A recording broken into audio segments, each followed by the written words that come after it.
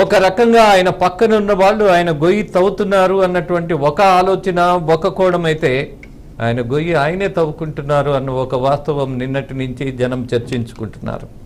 చంద్రబాబుకి ఇవే ఆఖరి ఎన్నికలు. ఇక్కడ ఒక జోస్యం చెప్పాడు ఆయన. మరి ఆయనకి ఎలా తెలుస్తుందో కొన్ని విషయాలు ప్రజలకు ఎవ్వరికీ తెలియదు. జగన్మోహన్ రెడ్డికి ఒక్కడికే తెలిసినట్టుగా ఉంటాయి. విచిత్రం కదా. చంద్రబాబుకి ఇవే ఆఖరి ఎన్నికలు వయసు రీత్యా అని అనుకున్నా మరి ఇంతకంటే పెద్దవాళ్ళు రాజకీయాల్లో బాగా రాణించి ఊపిరి ఉన్నంత వరకు జనం కోసం కష్టపడినటువంటి ముఖ్యమంత్రులు ఉన్నారు, నాయకులు ఉన్నారు, కేంద్ర మంత్రులు ఉన్నారు, పార్లమెంటు మెంబర్స్ ఉన్నారు, అసెంబ్లీ మెంబర్స్ కూడా ఉన్నారు. మరి చంద్రబాబు నాయుడు యొక్క భవిష్యత్తుని ఈయన ఎలా చెప్పగలుగుతారు? జెడ్పీటీసీ ఎన్నికలలో అప్రజాస్వామ్యంగా ప్రవర్తించినందుకు గాను నెక్స్ట్ ఎలక్షన్స్లో కనపడ్డా? What a joke it is. అర్థమయ్యేట్టు జనానికి ఆయన పదే పదే చాలా అస్పష్టమైనటువంటి విషయాలను జారేస్తున్నారు. ఏమిటి జాతకం? రామకృష్ణ అనుకునే వయసట.